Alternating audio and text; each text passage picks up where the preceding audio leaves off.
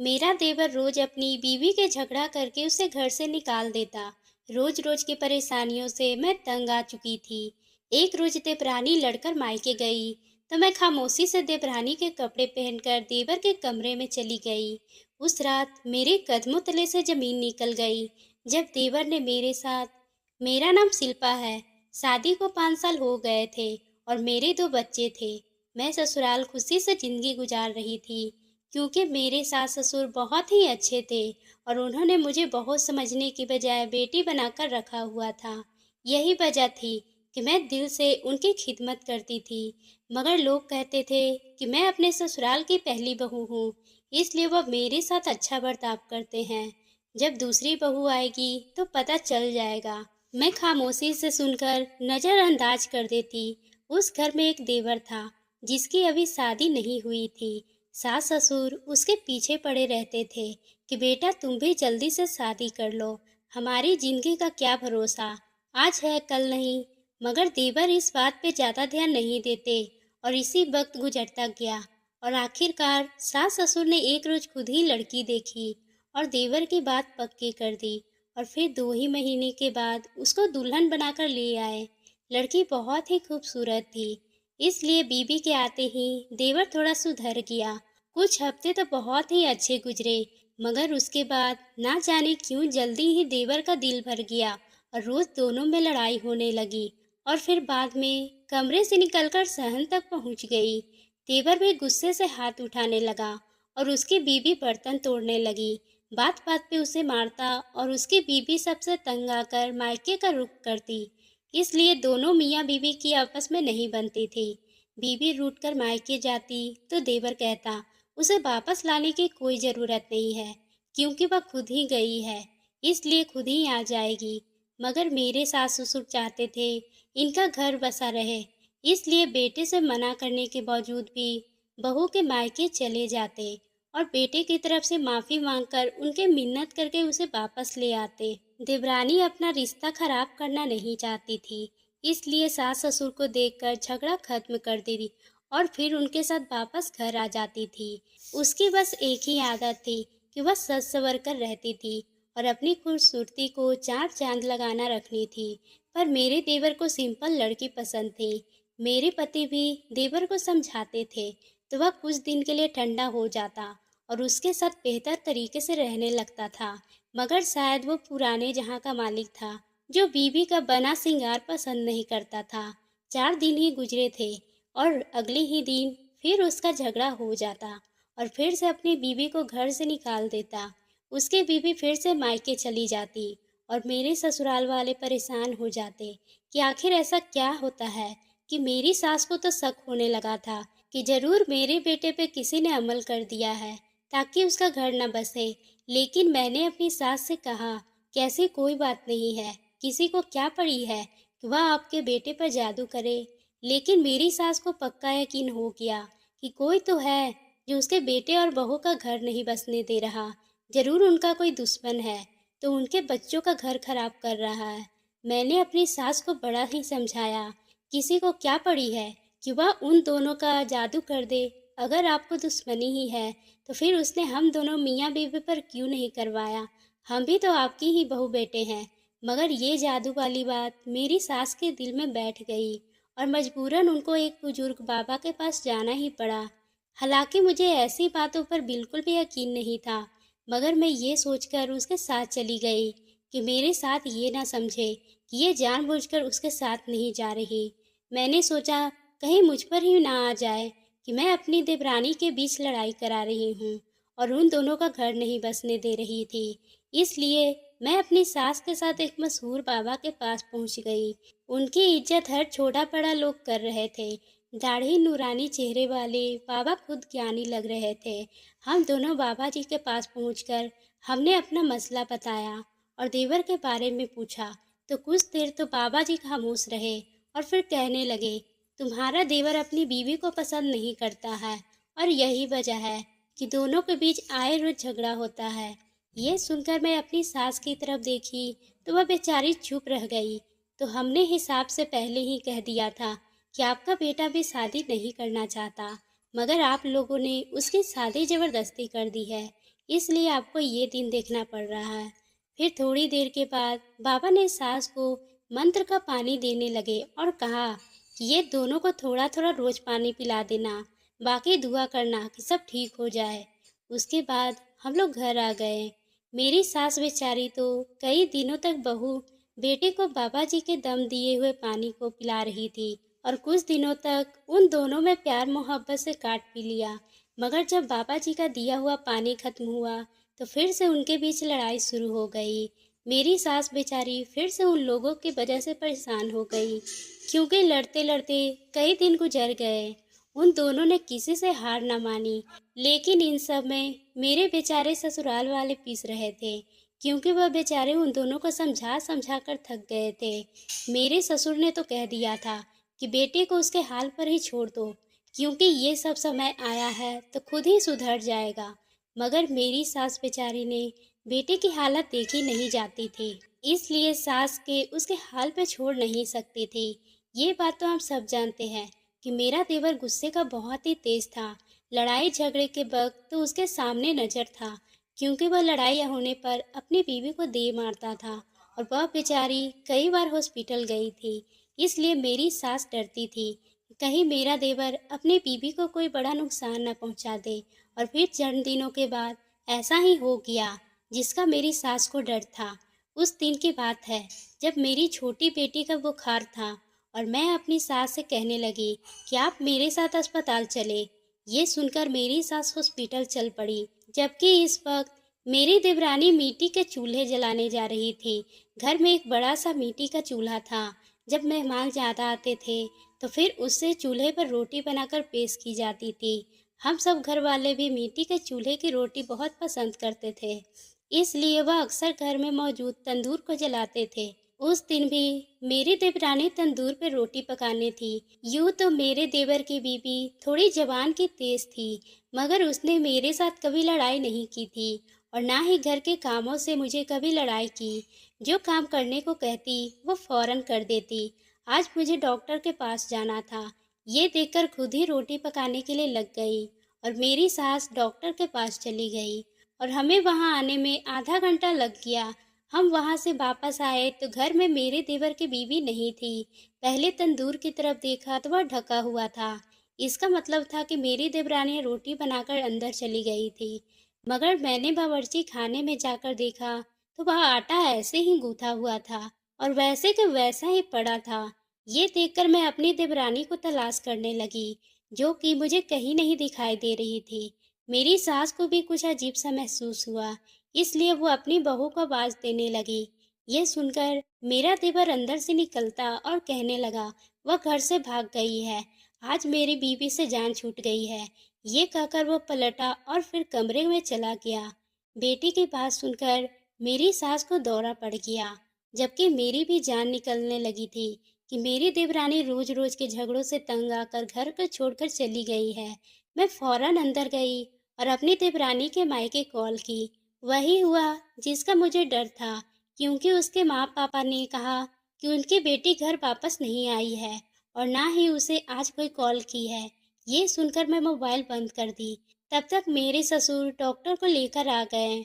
वह मेरी सास को होश में लाने की कोशिश करने लगे, जबकि मेरा देवर अपने कमरे में ही बैठा रहा। मुझे गुस्सा आ गया। मैं गुस्से में कमरे में गई और कहा, तुम्हारी बीवी घर से भाग गई है, तुम यहाँ मजे से टीवी देख रहे हो। मैं अपने देवर को गैर दिलाने की कोशिश की, मगर वो कहने लगा, भाभी क्यों उसके पीछे जाओ, जब मुझे पसंद ही नहीं करती थी। मेरी तो जान ही छूट गई। मैं जब अपनी पसंद की बीबी लाऊंगा तो अपने देवर की ये बात सुनकर मेरा बस नहीं चल रहा था कि मैं अपने देवर को दे थप्पड़ मारूं, क्योंकि वह बात बेहद गुस्से दिलाने वाले थे। अपनी बीवी की परवाह नहीं थी। मैंने अपने देवर को उसके हाल पे छोड़ दिया और बाहर आ गई। और ये सोचते सोचते मैं तंदूर के पास से ही गुजरी तो यूं लगा जैसे तंदूर के अंदर कोई कुछ ढूंढ रहा हो, क्योंकि तंदूर ढका हुआ था। मगर करीब आने पर मुझे लगा तंदूर से कुछ जल रहा है। कहीं मेरे देवर को अपनी बीवी पसंद नहीं, तो कहीं मेरे देवर ने उस तंदूर में डालकर जला तो नहीं दिया। ये देवर तो कह रहा था वह घर से भाग गई है, एक ख्याल आते ही मुझे जर्जरी सी आ गई।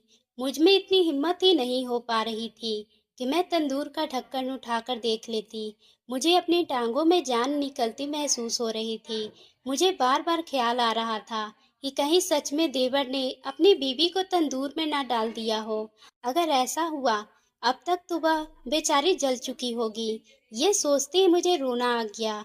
मैं ये सोचकर टेंशन लेती रही और मेरा पति घर आया तो उसे अपनी माँ की फिक्र बढ़ गई। शाम के वक्त मेरी सास को होश आया तो मैंने अपने पति से सारी बात बताई, मगर वो कहने लगा, मेरा भाई बुरा जरूर है, मगर इतना जालिम नहीं कि वह अपनी बीवी को तंदूर में ही फेंक दे। फिर भी मैं थाने जाता हूँ, बहू की गुमशुदा की रिपोर्ट लिखवा देता हूँ। हो सकता है ये उसका अपने पति के साथ झगड़ा हुआ हो और वो मायके जाने के बजाय बाहर कहीं निकल गई हो और रास्ते में किसी ने अगवा कर लिया हो। अपने पति की बात सुनकर मैं अपनी देवरानी के बारे में सोचने लगी और कहा कि पहले भी उस बेचारी के साथ तुम्हारा भाई झगड़ा करता था और वह रूठ कर मायके चली जाती थी। तब तक तो उसे किसी ने अगवा नहीं किया और वो सही सलामत अकेली घर पहुंच जाती थी, और इस बार वह घर नहीं पहुंची है। तो आपको बता रही हूँ कि आपका भाई कुछ ना कुछ छुपा रहा है और वो आप भी अपने भाई को पुलिस से बचा रहे हैं। ये सुनते ही मेरे पति मेरे मुंह पर हाथ रख दिया और कहने लगे, बगैर कुछ देखे ऐसी बात मत करो, मुझे थाने जाने दो और मेरे आने तक ऐसी बातें किसी से मत करना। ये कहकर मेरा पति थाने चला गया और मैं अपने पति के जाने के बाद बहुत ही परेशान थी। दिल तो कर रहा था कि अपने मन की बात सारे घर वालों को बता दूं। फिर मेरे देवर ने अपनी मासूम और शरीफ बीवी को मार दिया है, मगर मैं ऐसा नहीं कर सकता क्योंकि वह मेरे पति का भाई था और वह भी मेरे पास सबूत नहीं थे। इसलिए मैं चुपचाप अपने पति का इंतजार करने लगी। इस दौरान मेरा पति कई बार दिल किया कि मैं तंदूर को खोलकर देख लूं, मगर मैं ये सब नहीं कर सकती थी।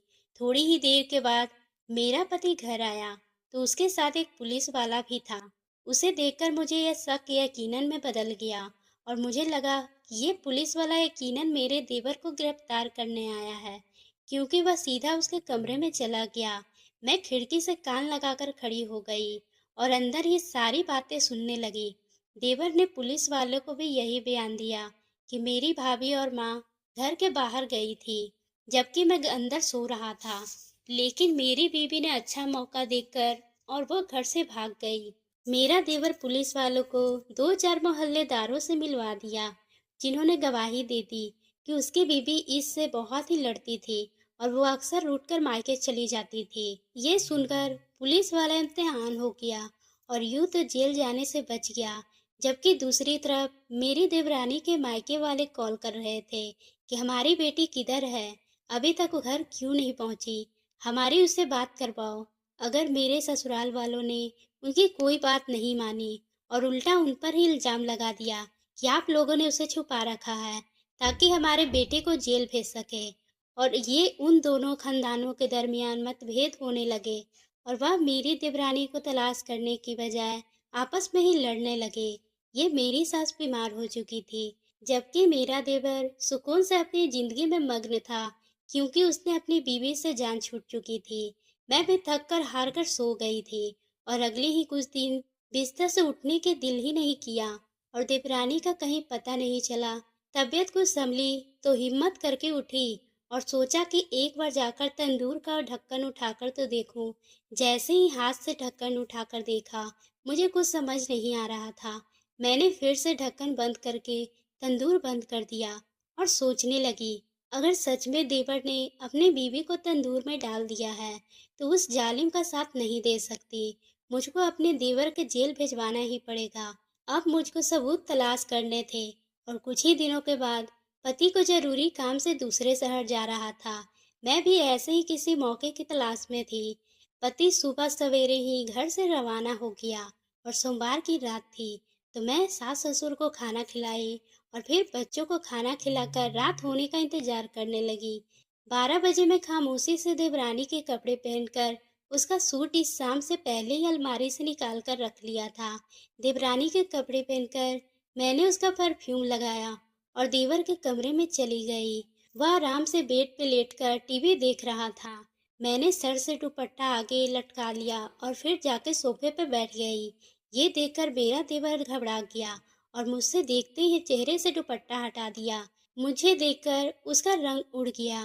भाभी आप इन कपड़ों में? मैंने कहा हाँ, अब तुम्हारे लिए यही बेहतर है कि मुझे सच बता दो। ये सुनकर वो मुझे उस दिन वाले वाक़या बताने लगा। वो बोला, जिस दिन आप लोग डॉक्टर के पास गए थे, उसी दिन मेरा अपनी बीवी से झगड़ा हुआ। मैंने रोटी बनाने वाले को कहा तो वह आगे से जवान चलाने लगी। मैंने गुस्से से आकर उसको तंदूर की तरफ धक्का दे दिया। फिर वह बाहर निकल गया। कुछ देर के बाद जब मैं वापस आया तो मैं तंदूर के पास जाकर ढक्कन खोलकर देखा। वहां पर कोई चीज जली हुई थी। तो मुझे लगा शायद कपड़े हों, इसलिए मैंने तुरंत तंदूर बंद कर दिया। ये सब सुनकर मेरा दिल धक से रह गया। सच में अपनी बीवी को क्या जला चुका था। मैं सोच ही रही थी कि मेरा देवर अपने घुटने के बल बैठकर मेरे सामने हाथ जोड़ने लगा और कहने लगा, भाभी प्लीज इस बात को यहीं खत्म कर दो, वरना मुझे सारी जिंदगी जेल में काटना पड़ेगा। देवर की बात सुनते ही मैं खामोशी से अपने कमरे में जाकर लेट गई और फिर ना जाने कब मेरी आंख लग गई। अगले रोज पति घर आया तो उन्हें देखकर मुझे लड़की का ख्याल आ रहा था। दिल करता था कि सारे मोहल्ले वाले के सामने सब कुछ बताकर पर्दाफाश कर दूं, मगर सास ससुर की शक्ल देखी तो दिल मोम हो जाता। सास बेचारे तो पहले ही दिल की मरीज थी।